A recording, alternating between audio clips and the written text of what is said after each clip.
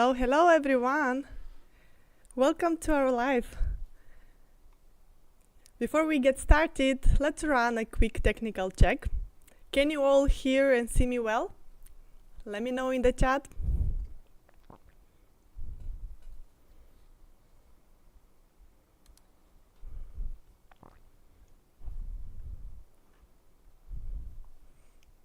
Hi, hello. I'm so excited to see you all here today. Are you ready to explore new possibilities in interior visualization?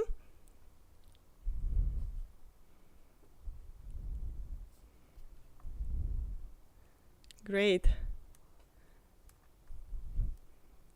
So I can see your messages, so everything is all right. Okay, so let's find out how many of you are joining this live for the first. How many of you are joining a live with us for the first time? I'm really curious if you have joined us before or is the first time with us. And where are you connecting from? Let's see the diversity of location we have here today.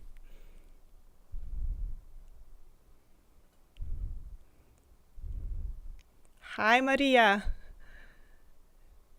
We are glad to see you again in our masterclasses.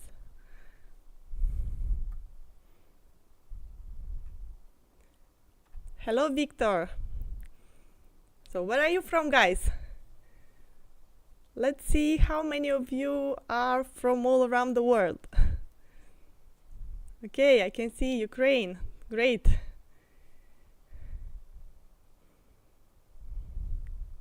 From India. Hello, Ajmal. I hope I pronounce it correctly. Hi, Vikram. Hello. Hello, everyone. Oh, from Bangladesh. Good to see you in here. Jordan. India again. Great, great. Thanks for joining us. Thanks for joining us, guys.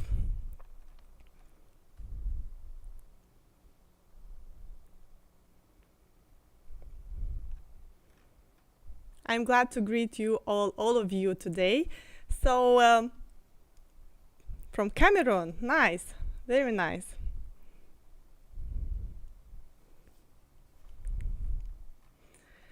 Okay, before we jump into our subject, let me ask you something. So what comes to your mind first when you think about the perfectly designed bedroom? I'm really curious. Is it a simple one with clean lines, or do you prefer warm, natural, and cozy ones? I would love to see your answers in the chat.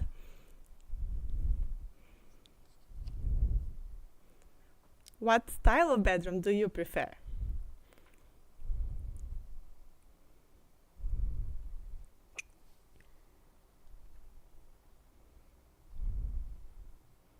Waiting for your responses.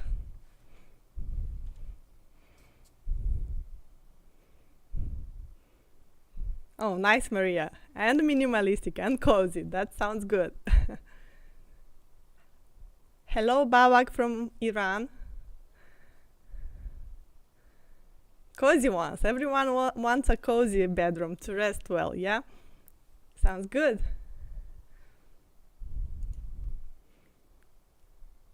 Okay.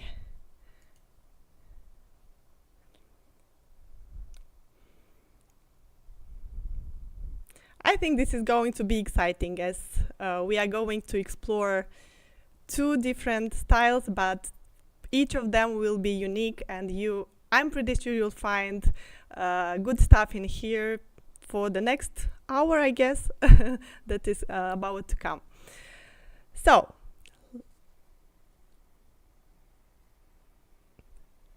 for those who do not know me, I will present myself. Okay, just a moment. Okay, I hope you can see that. now. Yeah. So my name is Maria, and I'm an architect, interior designer, 3D artist, and instructor here at Edit Academy. So Edit Academy is founded by me and my colleague Vlad. And in this academy, we specialize in guiding creatives like you to master tools in 3ds Max and Corona renderer.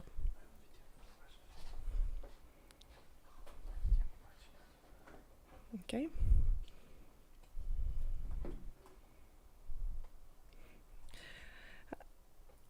Okay, so what we do here, we are trying to guide different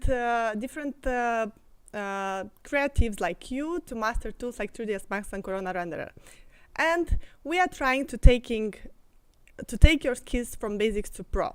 Whether you are beginner, intermediate, or advanced, and looking to refine your skills, we are here to help you thrive in the world of 3D visualization. So today we'll explore two incredible bedroom styles: modern, minimalism, and Japandi. You will not only learn what makes this style unique, but you'll also uncover the techniques behind 3D visualization in these two styles. So setting up the realistic lighting for both styles, crafting lifelike materials that refine the essence of each aesthetic, and of course the secret of achieving stunning final renders. But before we dive into 3D tools, we have a lot of practice today. Let's take a moment to understand the essence of these styles. What makes modern minimalism so clean and functional, and why Japandi feels like a warm hug of simplicity and elegance. Understanding this foundation will help you model and visualize the intention and accuracy. So let's start with an introduction of these two styles. So first we'll try to explore side by side these two styles, starting with the materials that are commonly used in these two styles. So if talking about modern minimalism, in this style, we usually can find such materials like concrete, glass, metals, polished surfaces. Also, you can find minimal use of natural wood, but almost all of the time it is in light tones for subtle warmth, and smooth reflective finishes to enhance light and space perception. On the other side, in Japandi, we use natural and sustainable materials like bamboo, rattan, and unfinished wood. Textures from organic fabrics like linen, wool, or cotton. And of course, for giving a special touch, you can find a lot of handmade and imperfect materials to embrace the wabi-sabi philosophy. I hope you can differentiate these two styles, and that understand that using these materials can bring that specific touch you need in each style. The next feature for these two styles that we'll explore is understanding the color set or the color palette we used in each of these styles. So first we'll try to figure out is what color palette is common for modern minimalism. So usually in here you can find neutral tones which are dominating in these styles with different shades of white, gray, and black. Occasionally you can find some accents, usually used with metal tones or glass or not too bold colors, just to make sure that you keep it simple. So minimalism loves simplicity, so that's why the palette is not that white. So you will find most of the monochromatic or grayscale tones in this style. And on the other side, that Japandi color palette loves warmth. You'll find warm and earthy tones such as beige, taupe, or soft browns. Because these are more common found colors in the nature. Japandi loves bringing nature inside. So you'll find also muted shades of green for accents, blue. You can find terracotta tones for subtle accents, usually just for accents. And all this together can bring you a really nice and friendly and very warm palette for this style. So next feature we'll be exploring with you for these two styles is what type of furniture do we use in these two styles. For modern minimalists, for instance, usually you can find functional and straightforward designs. So you will have clean lines, straight lines, you'll get very simple geometrical shapes with sharp edges. Also, you can find low-profile beds and streamlined storage units. So, to make the interior look really clean, with no object that will pollute your visual, what you see in these interiors. And for Japandi, you will find low-grounded pieces inspired from Japanese interiors. So you also will find in here curved edges and soft shapes reflecting Scandinavian comfort. Did you know that Japandi is somehow a mix from Japanese style and Scandinavian style? So that's why you'll find some elements from each style, each of these styles. And of course, multifunctional furniture for practicality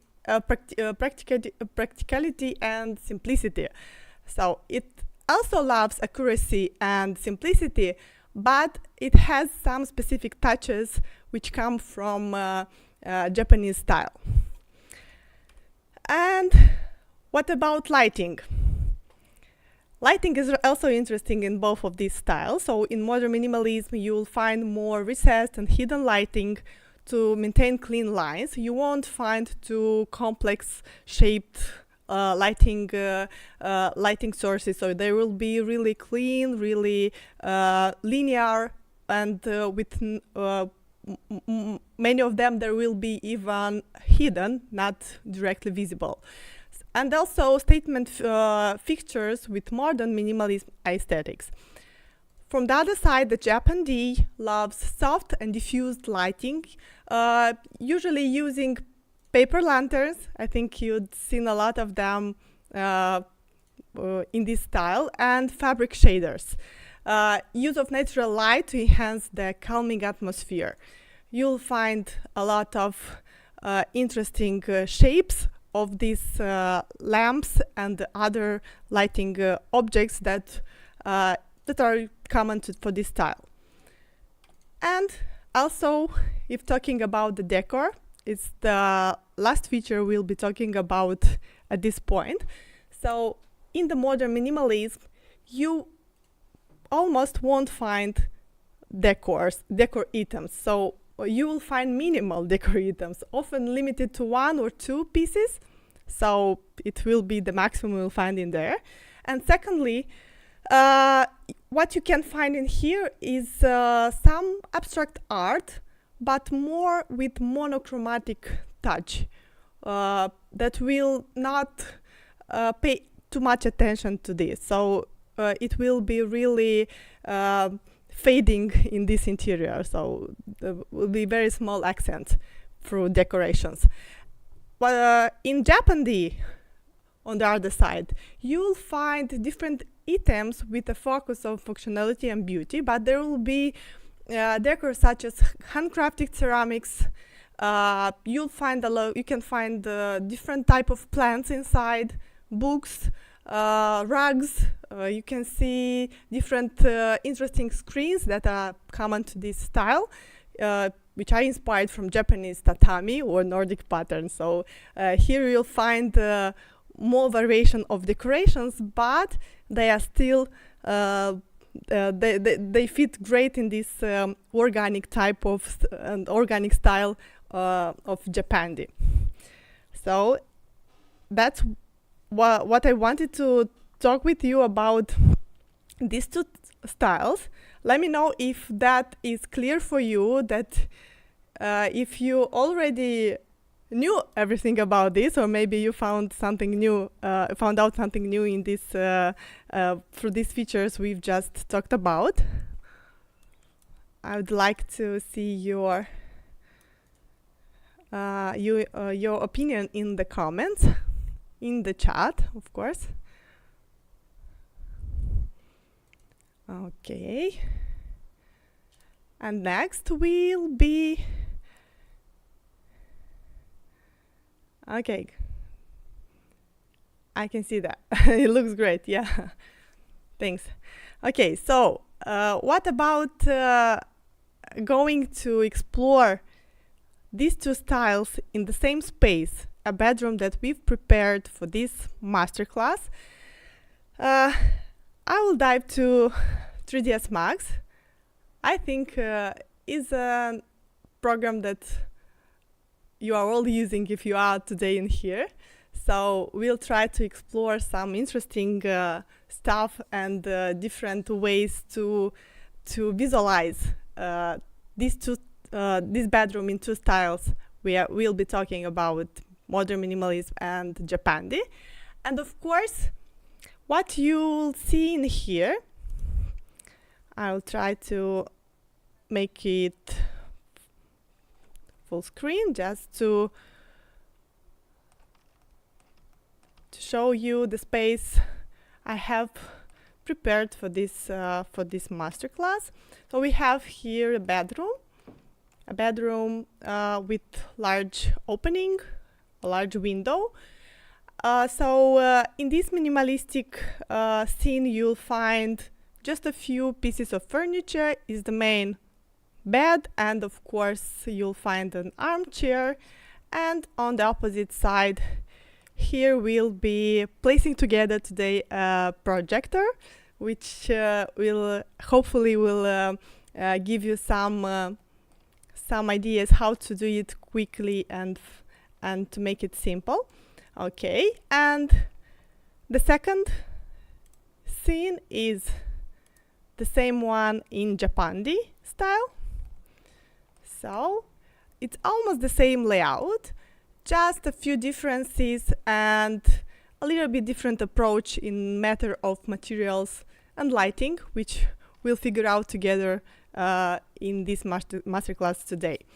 So before we'll talk about lighting and materials and how to create that stunning final renders, but first we'll have to do is to set up the natural lighting, and we'll start with doing that in the first scene. We'll start with minimalistic style, but of course you'll see that there are some settings and some options that are the same way can be applied in Japandi style.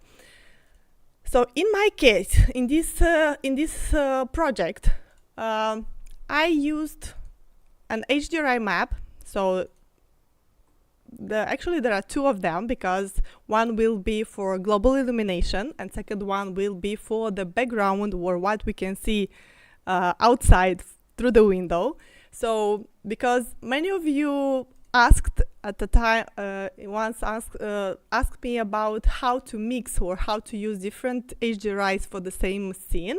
So today we'll explore this case, this situation, where we'll try to mix global illumination with one HDRI and visual, what we directly see through the window will be another HDRI. So I have prepared these two files that we'll be using right now, but let me just remember that we've promised you to, at the end of this masterclass, we have some surprises for you. One of them is the material library for the main materials we have in these two scenes. So if you are still here and you'll be with us until the end, you'll be able to download and get these materials with you.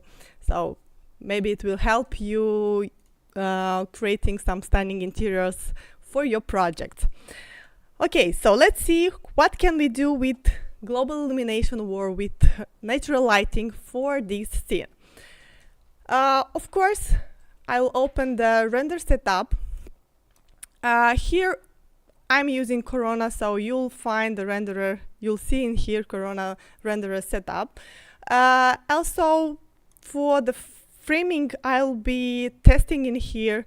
I have the aspect 1, what means that it's a square image, so it will be like this for now.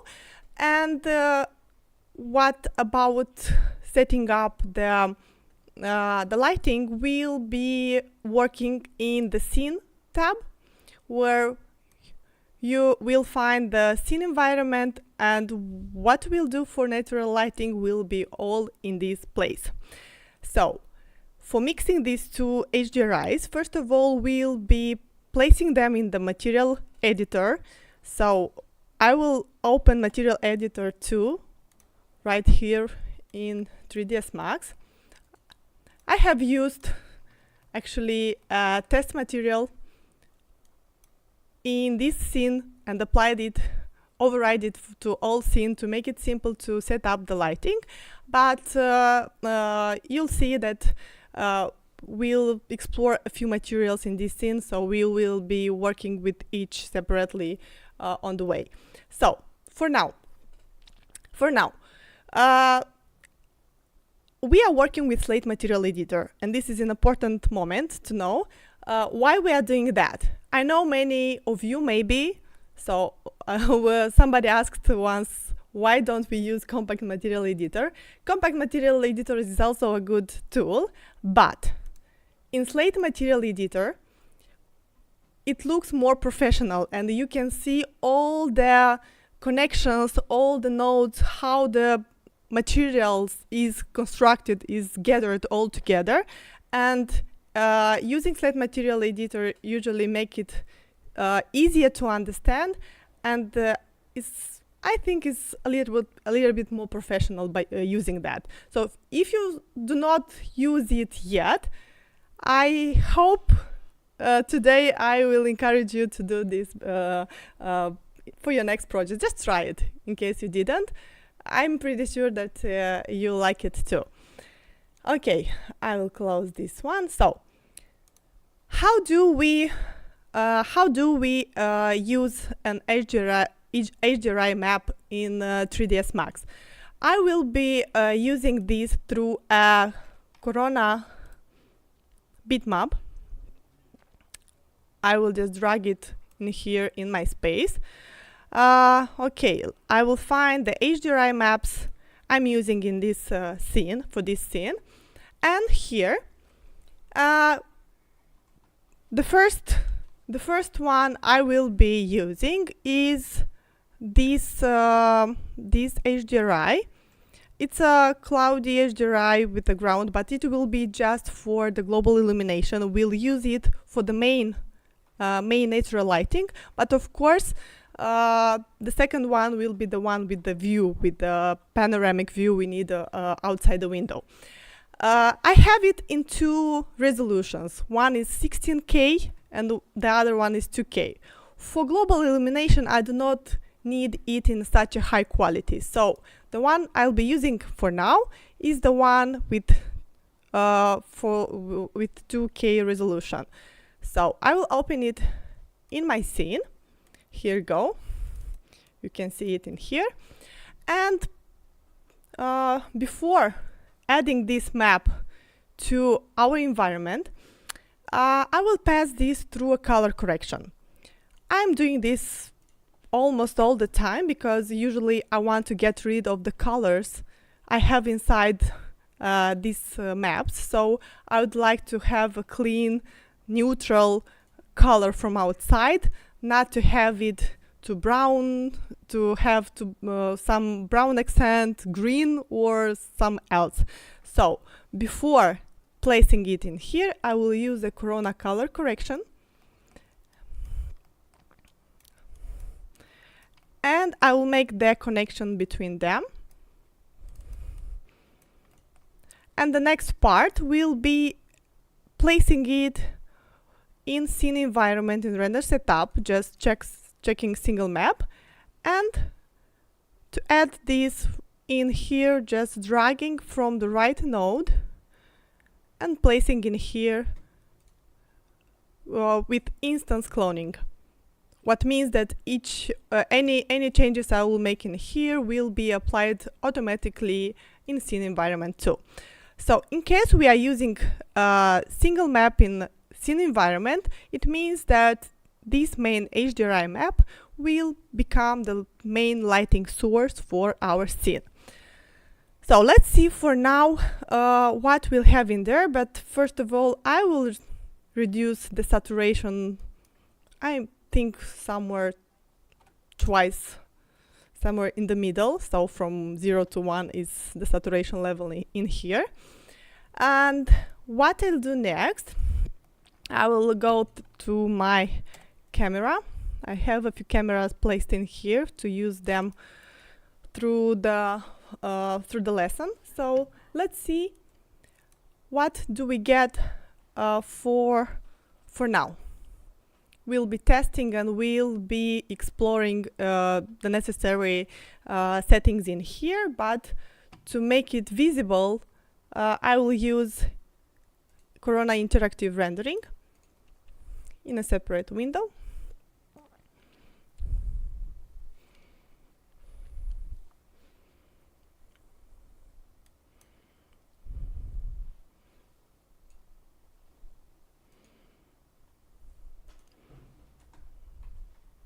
Okay.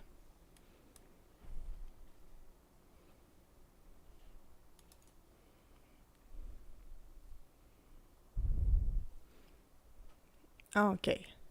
So I have a few artificial lights, but I will turn them on a little bit later.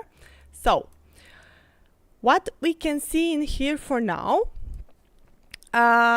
it's a little bit dark. We'll solve it for sure.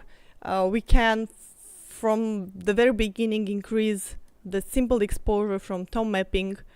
I will make it around 1 for now, but usually having an HDRI map, depending of what angle appears right through the window, we can get a different amount of lighting from the same HDRI. So what I'll try next is to rotate this HDRI map to see if I can find any brighter side of this HDRI.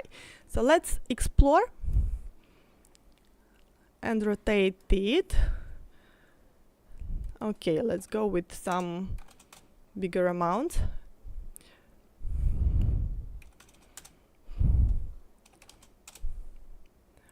Okay, I think now is a bit brighter. Let's make it, increase it in here too. I will use for now about 3, but of course it is adjustable when we'll need to work with other lighting, and through the process all the time we can play with these settings in tone mapping to make sure we get the needed result. So what I'll try to do next, maybe we'll try in here to by the way, you can increase a little bit the exposure of the HDRI map through Corona color correction. So you have a parameter in here that can help you make it brighter through the settings in here, not to have too big exposure in here. So I will try to make it higher. and I will decrease it in here for around 1 or 2. What makes simple exposure is actually how many times it multiplies every lighting in our scene. So that's why it's better to increase the lighting itself than going with too high values in here. So it's one of recommendation I have for you. I think I'm okay now with the shadows I get in here, but actually what else we can do in here to increase the result of this bedroom in the test material mode. So we have the same gray material all over the all objects we have in this scene. So what I'll try to do in here, I will play a bit with some of the settings from tone mapping. So first I will try to uncheck this one.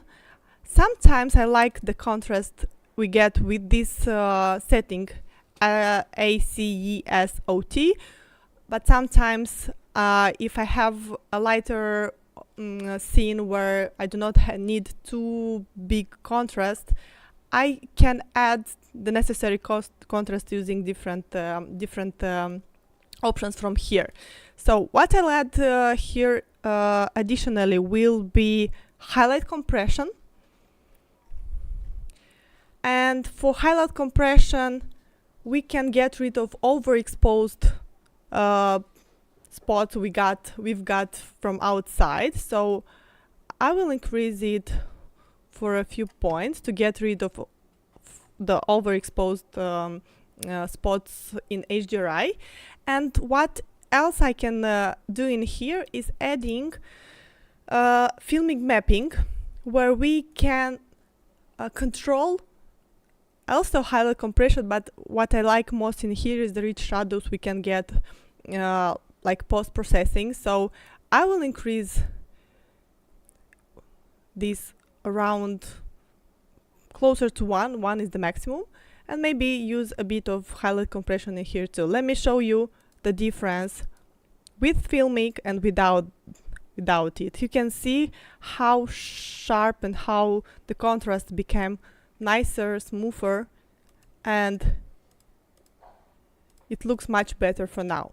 And also what I can recommend you using additionally from tone mapping, you can do it from the beginning, but it's better when you have already the object, the models textured, because you can control better the final results. But anyway, as I've already explored this scene, I know that I will be using an LUT. It's a nice effect that can be applied additionally, and from here we have somehow they are looking like filter. They are somehow like filters that you can apply to the render you are doing. So what I'll be using here is ground control grunge. Let me show you what we get with this option too. So you can see here how deep contrast appears and how clear is our render for now. So hopefully you can see the difference in here.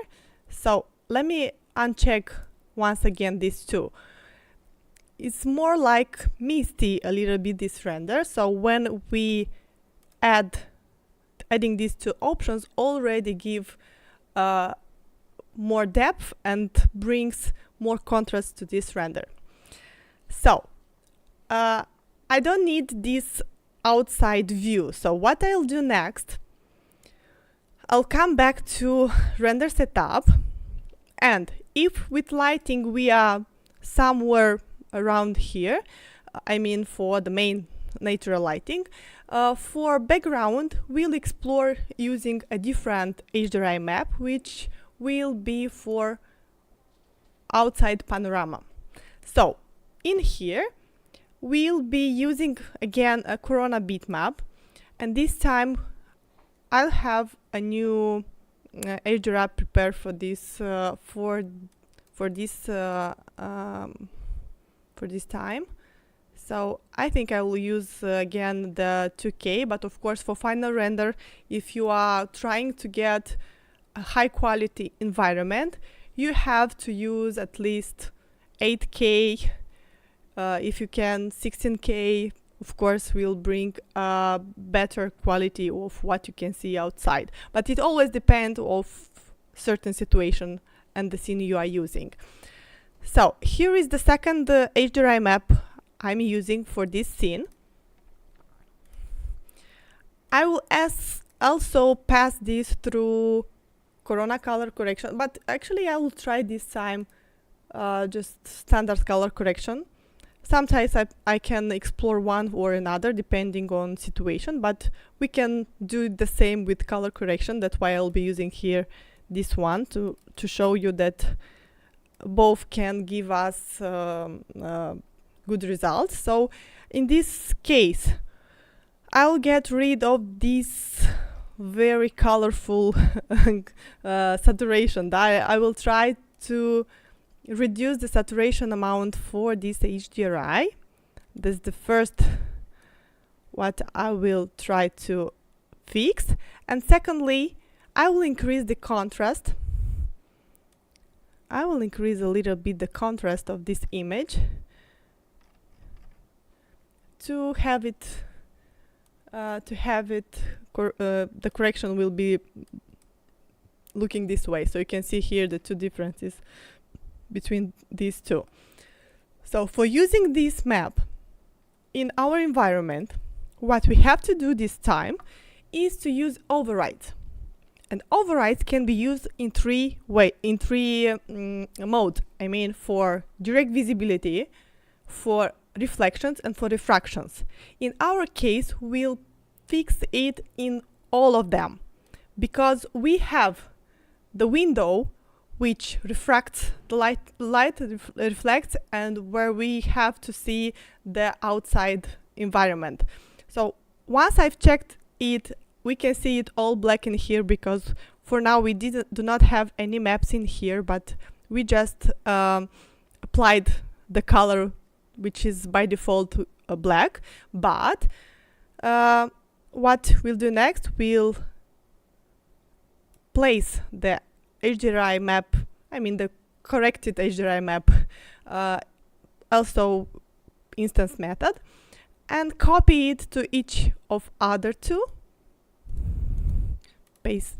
Well, by the way, you can right click copy, you can right click paste, you can right click paste instance to make sure they are all connected and you get the same settings for all of them. And of course we'll have to look for a nicer view, so we'll have to use rotation in order to get a nice view outside. But also, what's important, you can even lower it down. So if you use this offset on V, you can move it a little bit lower. So I think I have okay, let me see, around 270, something like this maybe. We'll get a nice view to some trees outside, but here we can also find some buildings. I will try to show you. Maybe I will just check another camera where we can see the window view. Okay, so here are the buildings. I do not want to have them all outside my window, but anyway you can look for that type of view you want to achieve outside. Okay, so let me show you how it works again with this setting. As I told you, you can get a more grounded effect or you can lower it down and make the effect that you are not on the first floor but somewhere higher. So you'll see just a bit of this, what you have, the surrounding from the HDRI map. Okay, so here we go.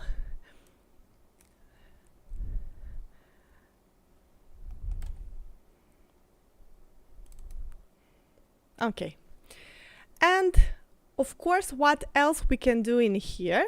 I will activate the lighting I have in this interior, but let me explain a bit what I've used in here. So if you'll pay attention to this scene, you'll see that I have oh, sorry, just a moment, I will try to get inside. Okay, so I have my ceiling now set up like display as object, as a box, not to make it possible and easy to look through these. So but what I've used in this scene is a shadow gap profile all around the ceiling and some LED bands that you can see in here. I will try to select all of them and to make sure you can see them in here. Yep, they are all instance copies. And what else I've used in here is this also lighting, hidden lighting, right behind the headboard of this bed for a nice effect that we can get on the wall from this lighting. And of course the lamps from each side of the bed, on the left, on the right, they are the same. They are minimalistic, so you will get a nice lighting effect in here too. Okay, and before doing some more moves in this scene, I recommend setting up the light mix, which can be done really quick and easy right from the render setup. In the same scene tab you can find, we have to stop the interactive rendering to be able to do that. So set up light mix. What you'll get when activating that, I will activate them with instance light checked, which is by default, which means that all the lights that are instance copies will be merged on the same layer in the light mix, which will make it easy to control all them together. So generate it. You can see the effect of light setting the light mix. Once you've done this in render element, you'll get all the lights you have inside the room. So let me go back and start preview the interactive rendering, and I will try to go inside and show you. Just a moment to fix the view from perspective. Okay, we are somewhere in here. Yeah, here you go. You can see the lighting in here. And now what we can do from light mix, once you activated this, you'll find all the lighting you have in your scene in the frame buffer, in light mix, and where you can control each light separately.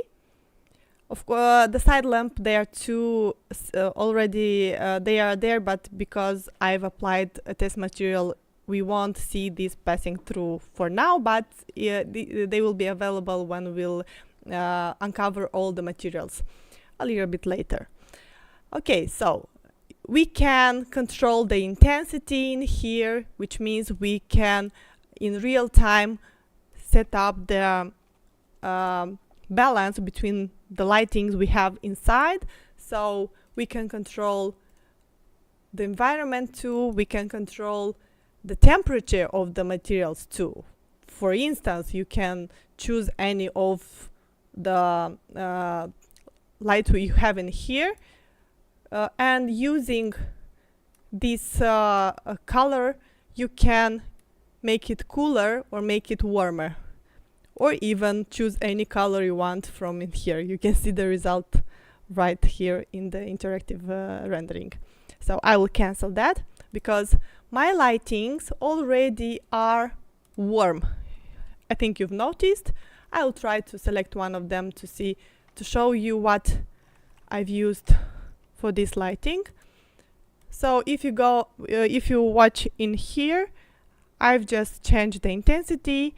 I've used Kelvin temperature for about 3500 Kelvin, which makes it really warm and nice looking. Okay, now let me show you how to add the projector, which is also a light that will be placed in this scene.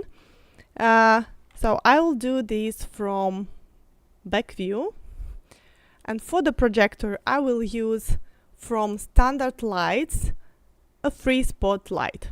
I will place it right here. Of course, I'll make sure it is inside the room. Okay, that's how it looks. And for setting it up, I will need, for beginning, I will need to place a camera, or to select one. Okay, maybe somewhere in here, or even making it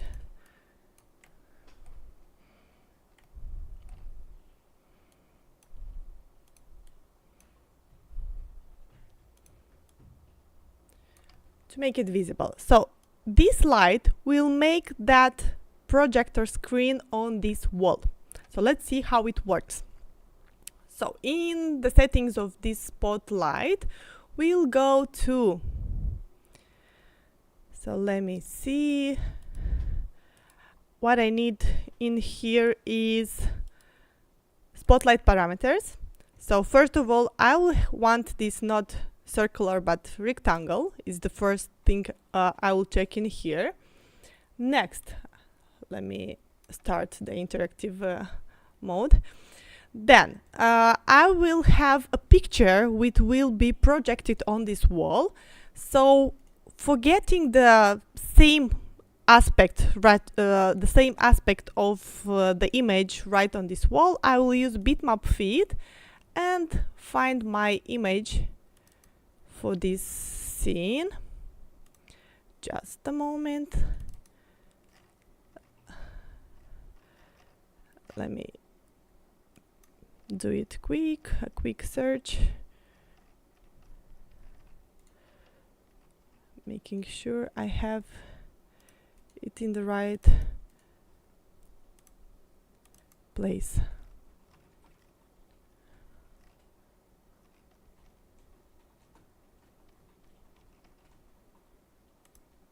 Nope.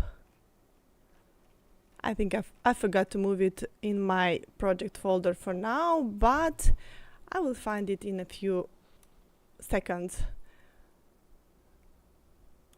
Hopefully you have enough patience for that.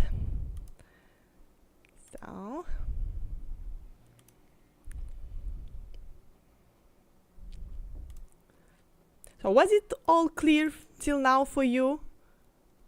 Let me know in the chat if you are still here with me, if if what I'm showing you today here makes sense for you.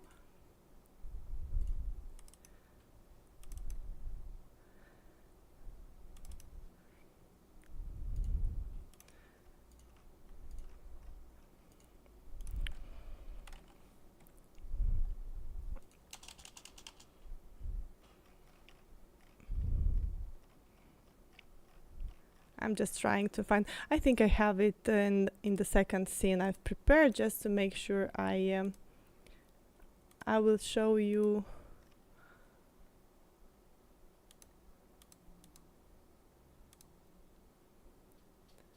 Find the image in here. Yeah. So it's the same projector light, and the image I've used in here is this one. Just a moment.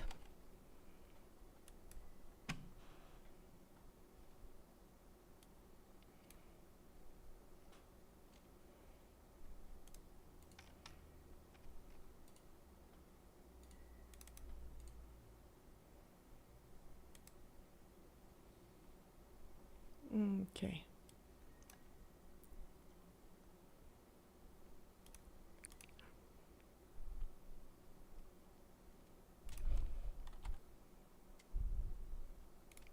Yet I found it.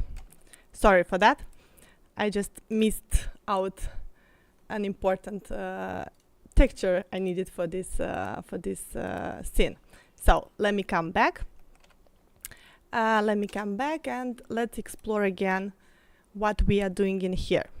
So what we do need in here is the image that will be used for is this one, to be used in this for this projector. So I will open it for now in here to make sure the aspect will be right.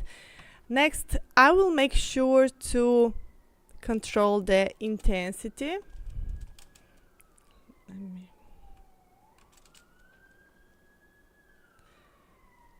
To place it in advanced effects projector map, which means that we'll be using a bitmap in here. Find the same picture. Okay. And place it in projector map in here. Next, we'll be working with hotspot beam and follow field. So let me make sure the multiplier is set up correctly.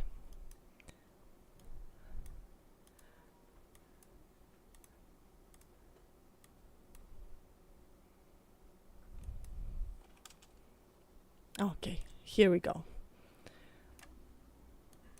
So once again, what I've used in here is setting up the multiplier. Don't forget to place shadows for Corona shadows to make sure it works well as a standard light with the Corona system.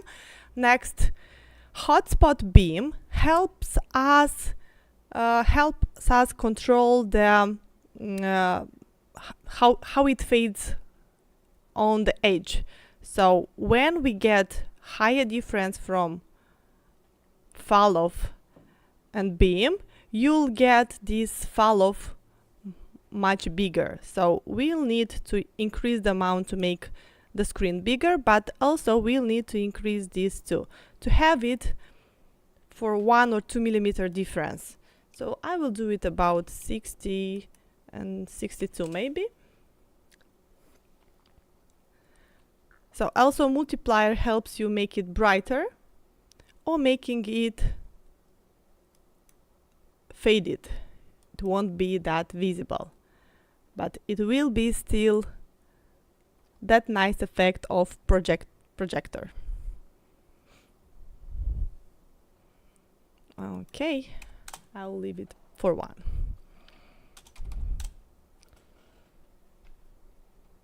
Great.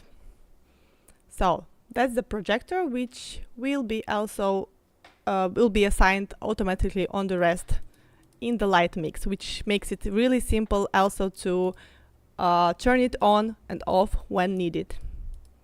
And here you go. Okay, let's see what can we do for using the same settings, the same lighting scenario for the natural lighting for the second scene, for the Japandi scene. So for making this quick setting up the same settings, I will go and save the render preset of this scene and upload the same one for the second one. Let me show you how it works. So going to render setup, in preset, save preset, and I will name it preset M from minimalistic. Yeah, I will save it in here. It asks me what I want to save. It will be everything in the render elements. Actually, I do not need them from here, so I can remove it from here because I will set up the light mix separately in there. So environment, Corona settings, and let's save it. Next, I'll go back to the Japandi style bedroom and do the same, but instead of saving the preset, I will load the preset which I already saved in here. Open, load. So you will find already all the maps applied. What I'll have to do in here to make sure that the material override won't be used on the glass I have in here, so I will exclude this object from overriding, and also the other objects that I will be texturing in this for this lesson. Okay, so let's go and see what we get in here with the same settings. Starting the light mix. Yeah, here you go. The same settings applied with all the settings in here I've used for the Japandi style. You can see the sharpness of the shadows in here as well as we've got there in the first scene. Okay, let's move further. What we'll do next for this scene, we'll need to create two materials. I've selected two of them which I suppose will be most relevant, and the first one will be the parquet we have for the flooring, which I've created using floor generator. Let me know if you are using floor generator and if you like the result you can get with floor generator. In my case, each board I have for this parquet, actually I've used the herringbone layout. You can see the length, width I've set up in here, the extrude amount, the bevel, and all that's necessary for this this floor. And of course, to create the material for this parquet, I was using the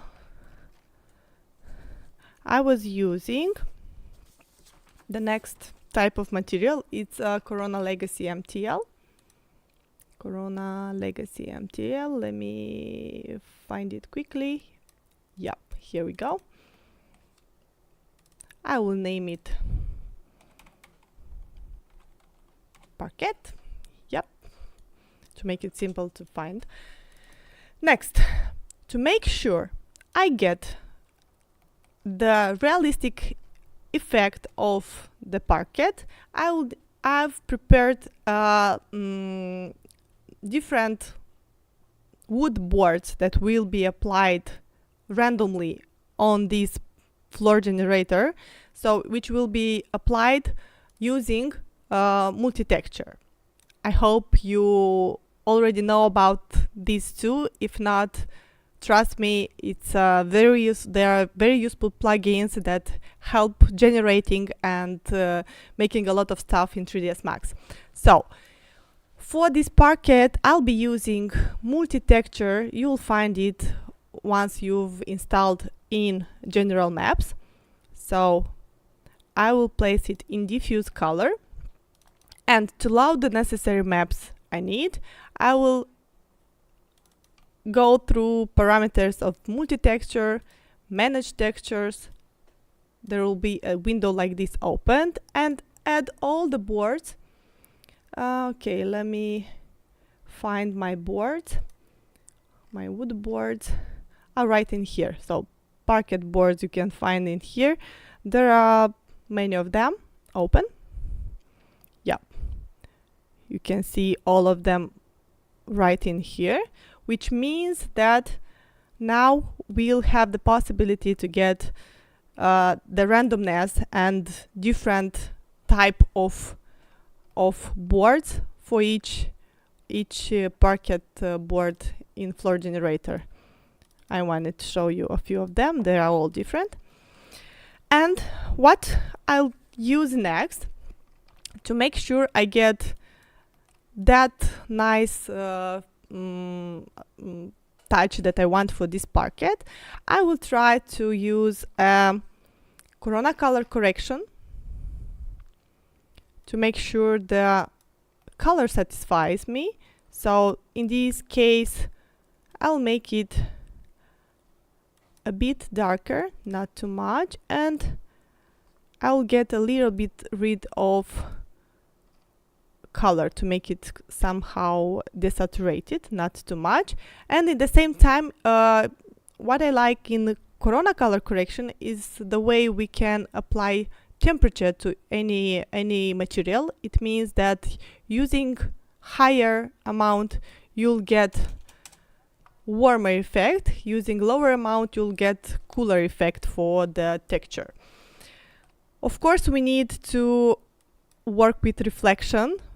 It won't be like that for sure, but for now I will just activate the level to 1, and of course the glossiness will make it lower to have not that polished effect. It will be somewhere around 0.6 maybe. Yep, should work. But we'll make it more complicated using the same randomness from here, same multiplier for different other maps in here, channels. So let me see. Let me show you what we can use next. We'll use another color correction and connect it with the same multi-texture and connect it with bump. What I'll do in here is to desaturate, because usually bump doesn't need color. It always works just with the tones from the image. And what else I'll do in here is to make it a little bit brighter. Oh, not that much. This will increase. You can see the effect in here is too much. Of course, it's too much. But we can control the amount of bump through its color, or also what you can do in here is going to the base material, Corona Legacy, and in here make sure you can control the amount of the map you've placed in the channel. So for bump, for example, I can decrease it to 0.2, and maybe here a bit lower too, to make it slightly visible. We don't need a very textured Parquet. Okay, something like this will work. Next, I will use another color correction for the same multi-texture and place it to, not this way, actually I will use already set up in the bump. I will make it to reflection glossiness and make it a little bit brighter. Not too much. Okay. I will apply it in here.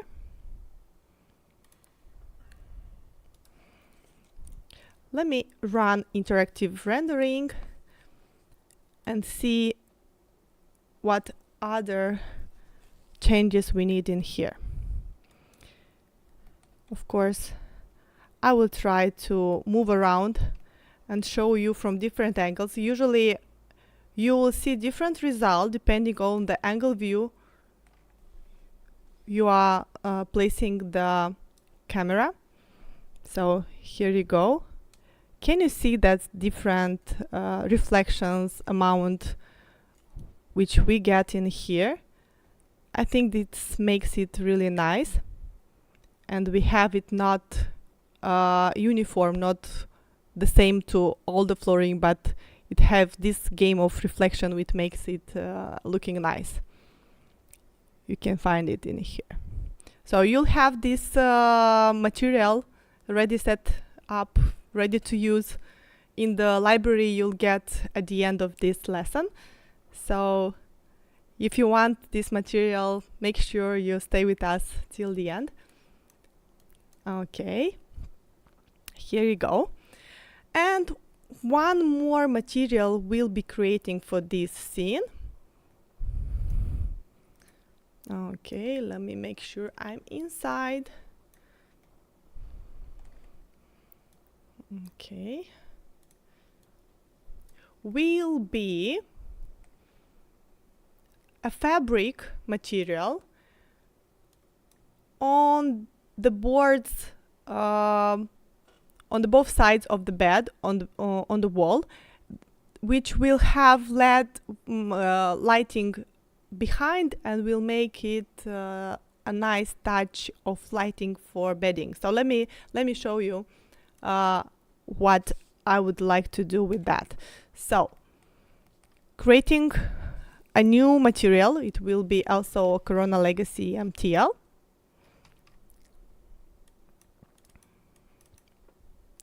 It will be fabric, but not a simple fabric, a fabric that has to, we have lighting passing through this fabric, so we need that translucency effect, so which will make this fabric more special and interesting.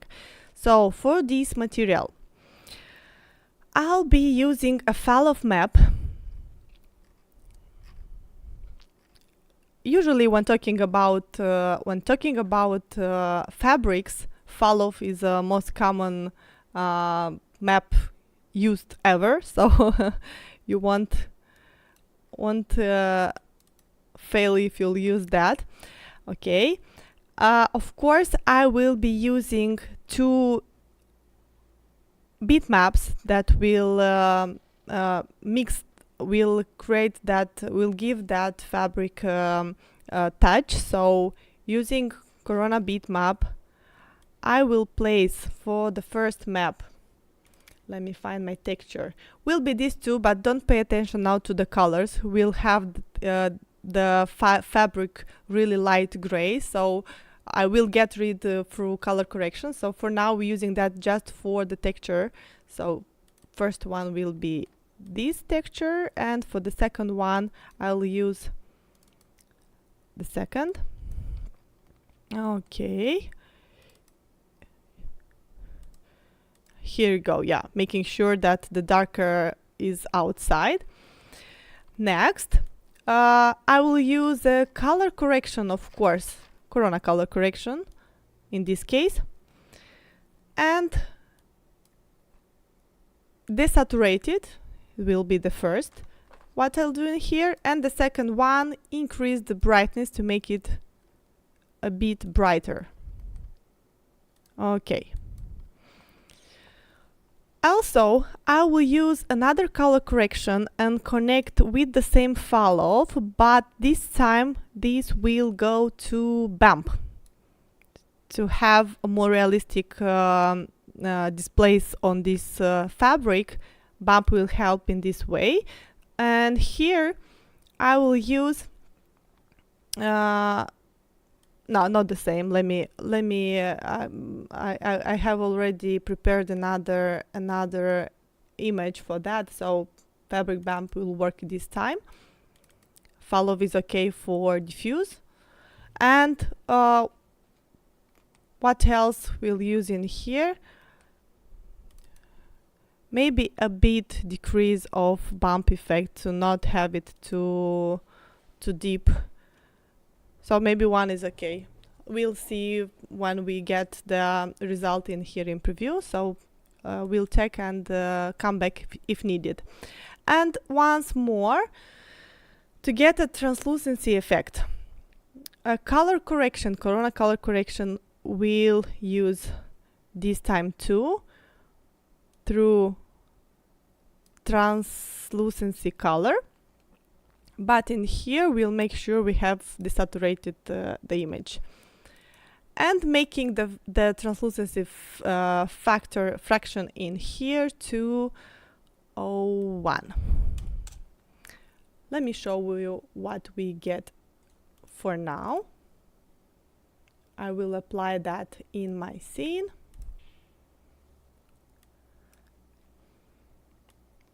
I will have to activate my lighting from the back side. Yeah, here you go.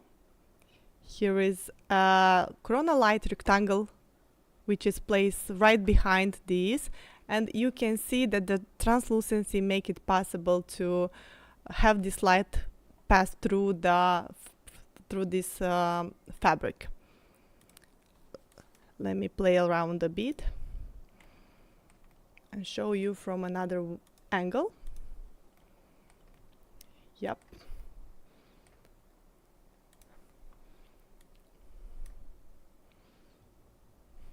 I think I'm outside.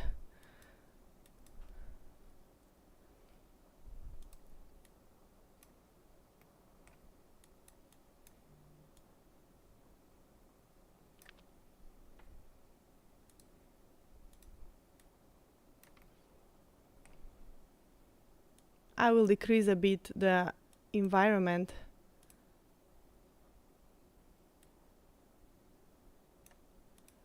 and make sure this lighting is passing through. Here we go. Yep. That's the fabric and the lighting right behind the fabric. These simple tricks can help you actually get a quick and actually very nice effect. I will show you my end result of the renderings, where you'll be able to see not just in interactive mode, but more detailed result with all the settings we've used in here. Okay, let me also go again to So we have two materials edit in here, this one and that one. And let me show you with all the others. Just a moment.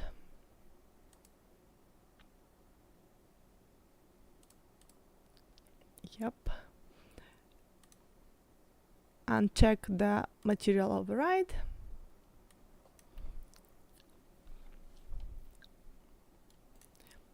Yeah, that's the effect I wanted.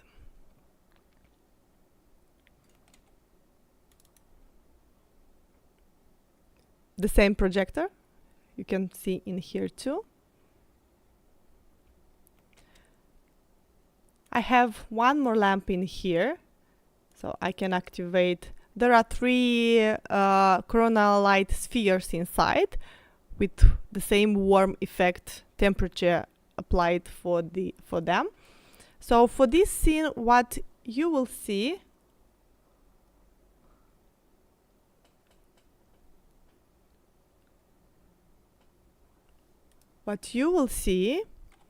is actually that I've used for this scene two Corona light planes right behind the these panels, and I have 3 spheres right inside this lampadar. Yep, with the same warm effect.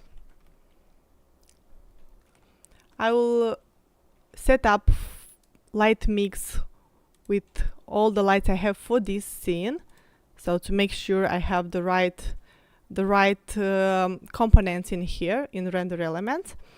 And let's see again.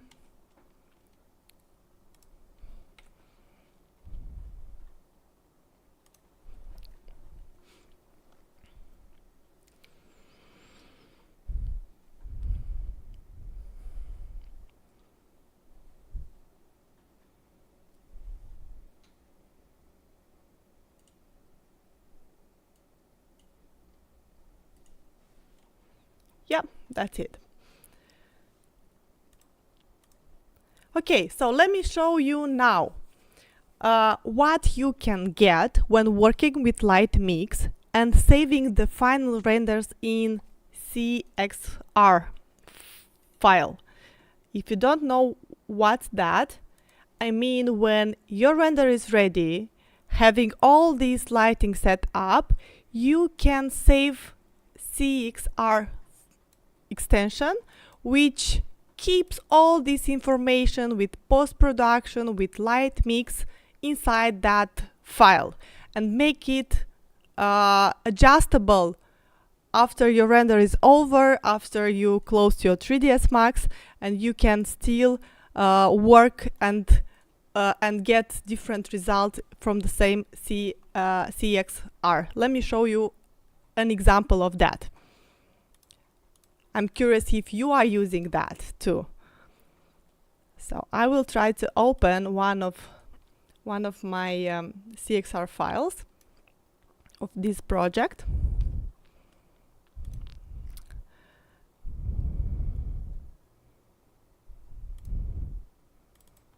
Just a moment.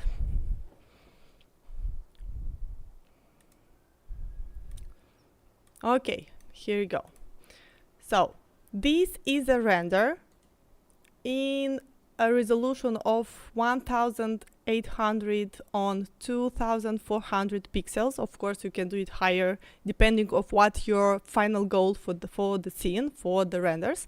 So saving it in CXR will open it through Corona Image Editor. And what makes it, what is good in this way is being, you'll be able to work with your lighting and your all of your post-production after your render is ready. So it's easy and to control what you can get with your CXR file. You can anytime use tone mapping. You can add sharpening, blurring if needed. Let me show you how this works too. You will see a sharper effect when setting this to this amount. Denoising and so on. So you have access to all the information in here after your render is done. And let me show you also what variation of lighting you can get from one CXR. All of my renders made in this scene was made in this format, and after that I could save them in different variations. And I will show you what I've got for my project. So I will start with Japandi.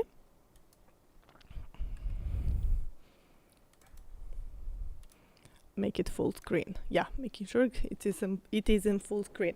So what you can see now are 3 lighting scenarios saved from the same one file as Corona CXR format.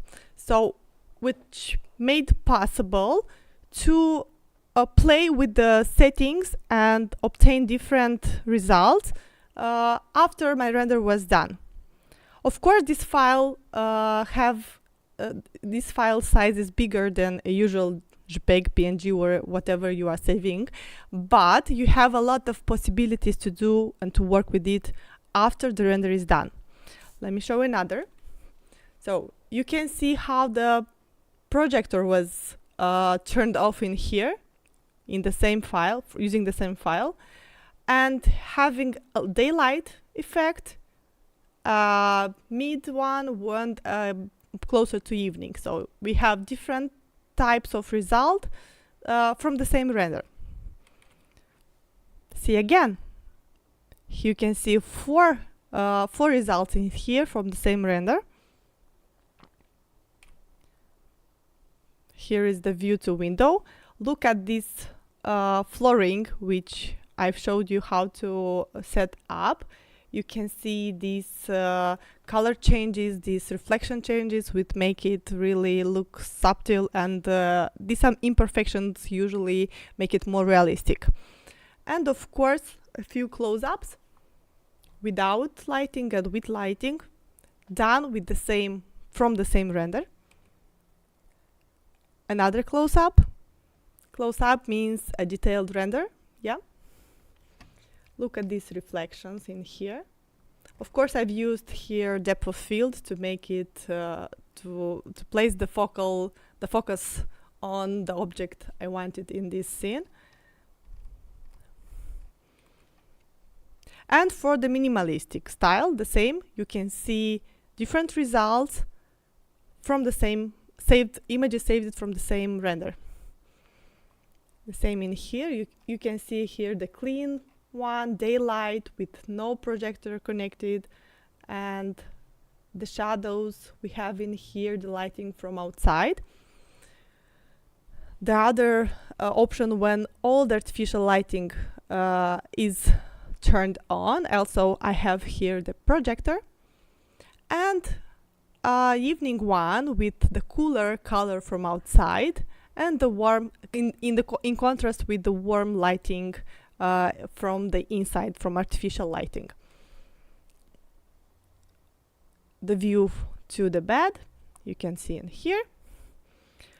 Window view, also the result for this scene in daylight and closer to evening.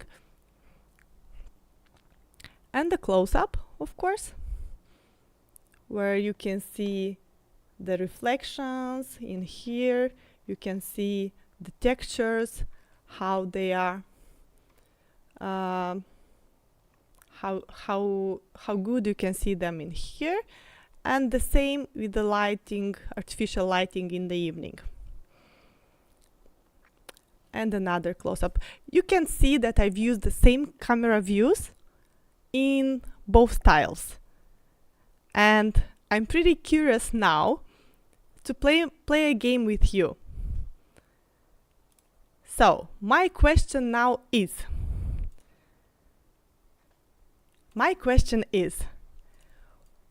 which style and which result works better for you? What did you like the most? So I will try to show you the same views, the same cameras for the both styles, modern minimalism and Japandi. And I really appreciate if you'll share your thought about which style is your preferred in this situation. So I'd like to see your impressions. So here you can see on the left is minimalistic style, on the right is Japandi. The same angle, the same view. The same. On the left you can see minimalistic, on the right you can see the Japandi.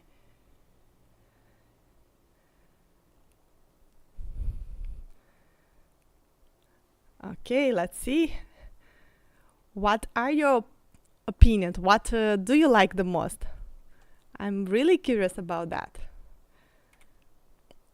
Which style would you try next if you'd have to choose between these two styles? On the left you can see minimalistic style, on the right you can see Japandi. The view to the bed. I've mixed here different options. Here is a daylight, of course. Here we have the lighting effect on, because I think these make this scene special in this way. Yeah, and here, of course, when talking about materials, always try to add imperfections. Imperfections make it more realistic. Look, for instance, look in here how this wall paint, a simple wall paint, but having these glossiness differences, differences, it makes it look much better and more realistic, which is the same in here. Or if looking to the flooring, having the differences between different board styles or whatever you are using, make them add some subtle imperfections, add some differences to make it looking more realistic. And here are the close-ups. Don't forget to have wrinkles on the bedding if you need. You can see here even the here it is, the fabric we've made together. Yeah, it's in here. So I can see Japandi wins for now. Did everyone voted in the poll? I'm curious about that.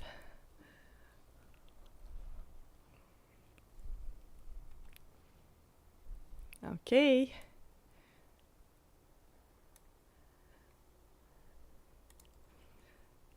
And one more question for you guys. I hope I know that 1 hour, even 2 hours is too little time to explore all the possibilities and to talk about all the aspects of visualization. But let me know if you've got at least one insight from this masterclass. I'm really curious, what is your biggest insight about what we've explored today? Is it about lighting? Is it about light mix using? Maybe some interesting stuff about materials? Let me know in the chat. I'm curious to find out what are your insights about what we've explored today.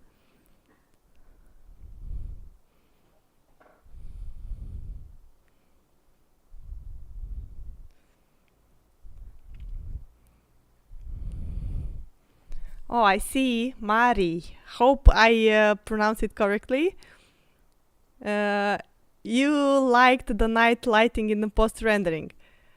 Okay, it's all about lighting temperature and how do you mix them. Just try to explore more and play with the settings so that you'll be able to get a cooler effect from outside and the warm effect from the artificial lighting. That's the secret for the night lighting. Okay. Fabric wall. You liked also fabric wall. That's good, thank you. So, as we've promised, some of the materials from this scene you'll be able to download and to get them right in your, to use them ready to use in your project. And also, what we've prepared is the render preset. Render preset that you also can use with the HDRI maps we've used in this scene. You can apply to any of your scenes, so make sure to stay close because we'll be sharing it very soon. And as I see you've got some good information from today, but what I would like to I'd like you to know is that actually we've prepared an unique course where we explain all this stuff about 3D visualization, very detailed, with a lot of insight, with a lot of good and useful information, where you'll be able, in a practical approach, to apply all about setting up a scene, all about modeling, all about material creation, lighting, different lighting scenarios, and how to create different moods, so you will to transmit different moods through your scene. So what we've prepared for you is actually something unique, and the course is starting this Monday on January 20th. Some of you I've seen in this live already in this course, and we are so glad and we are so excited to meet you starting January 20th. The course duration is 3 months, where you'll get all the necessary feedback, homeworks, and practical aspects. Will be in touch with you during these 3 months, but also you'll get the access to all this information for half a year, so making sure that you be able to apply all this information and it will be sustainable in time.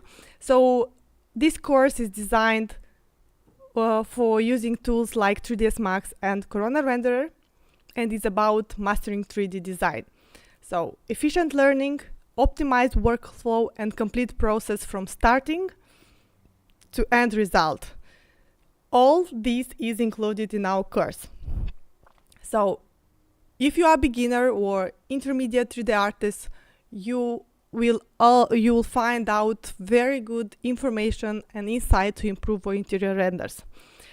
If you spend a lot of time setting up your scenes and still try to get that realistic look, this place is for you to get all these insights and all that tips and tricks that will make the process much easier, because we think that learning should be simple, should be with a practical approach and not hard to learn. It should be really simplified, and everyone should be able to access this information and to be able to apply them in a quick way. Also, you'll be able to build a portfolio using that images you'll have through this course. If you wonder to know what will this course will include, it will be creating the space, the model, working with modeling techniques, working with natural artificial lighting, mixing them for getting different moods, atmospheres, and scenarios.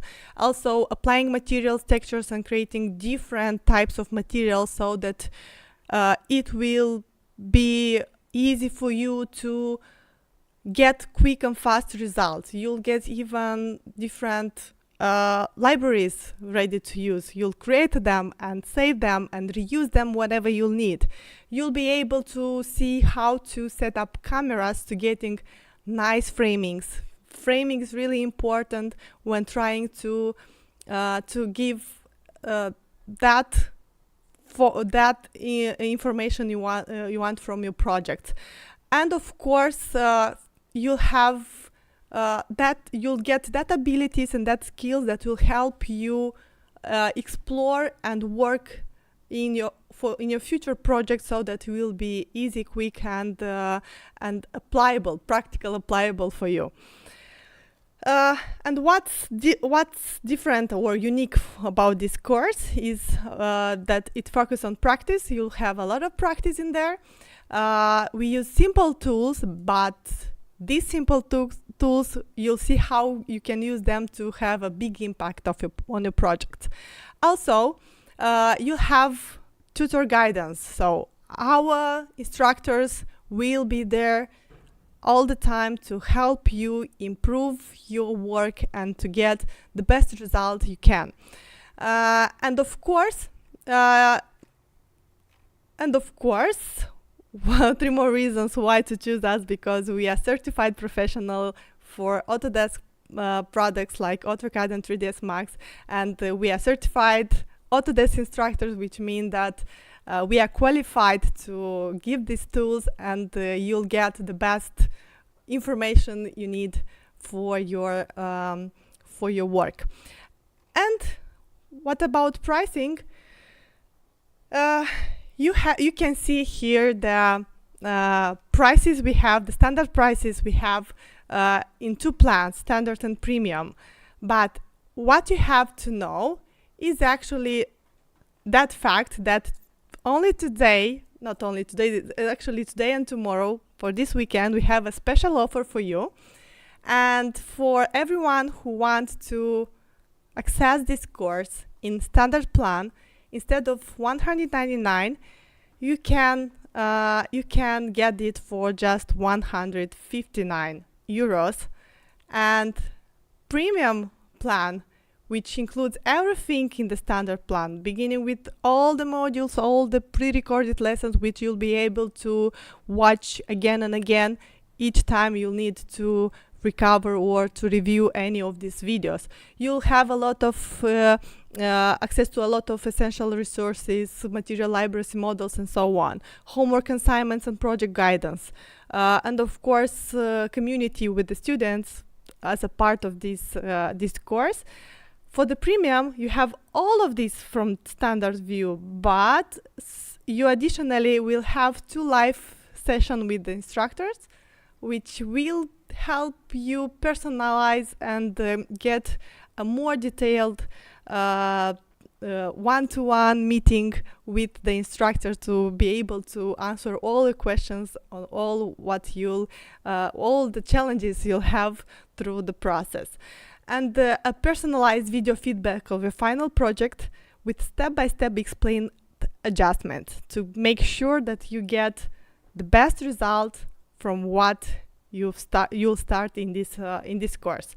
So if you are interested, I think you can find the link to enroll this course already in the chat. It's pinned somewhere over there.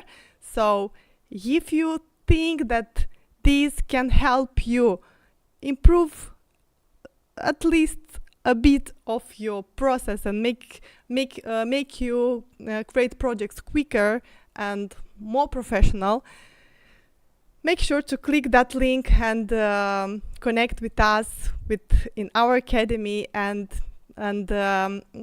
pass through this course along with us. And I'm pretty sure that we'll be doing really good things over there. So make sure if you feel that it's relevant for you and you feel that now it's time to upgrade your skills and to make it better, don't lose this special offer. It's available just today and tomorrow. And after that, we'll close this offer, and on Monday, this course will start. And as we promised, we have a bonus for you, all of you that are still here with us. We have the material library and the render preset from the scenes you've seen today in this masterclass. You'll be able to download here in chat. You'll get the download link in a few seconds. Yes, here it is.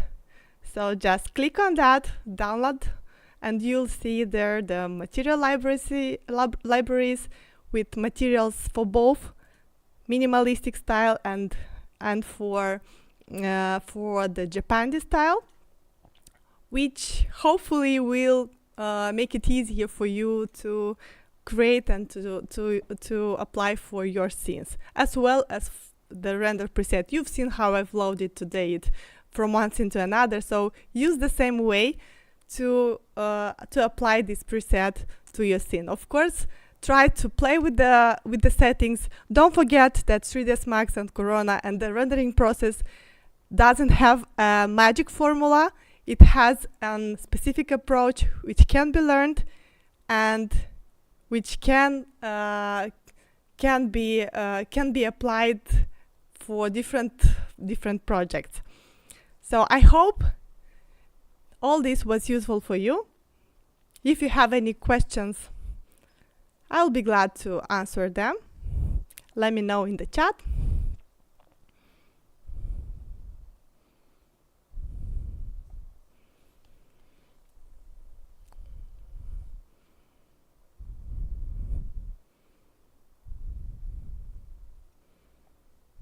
Waiting for your questions, if there are any.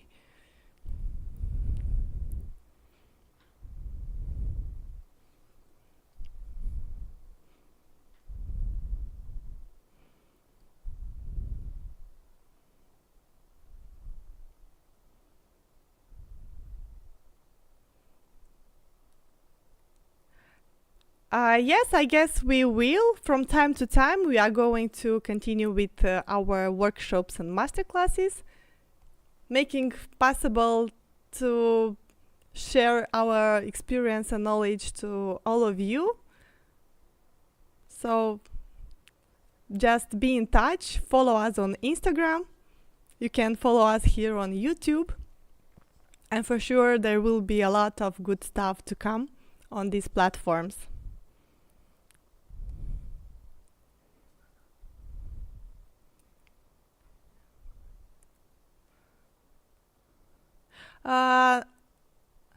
Nathaniel or Daniel, you can ask any question. If you need a private communication, just write in Instagram Messenger and we'll come with any answer to you.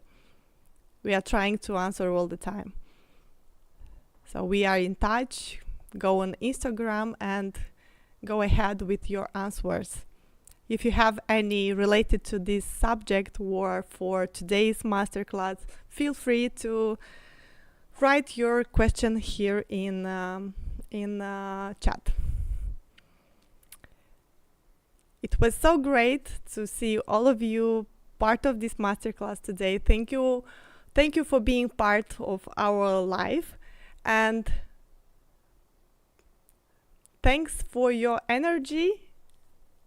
I'm really happy that we were able to organize and to make it possible. So if you already decided to come to our academy and to enroll this course, we'll be glad to meet all of you in there and to create some stunning stuff over there. Okay, thank you a lot. See you next time, hopefully. And have a good day. Have a good day. Bye, everyone.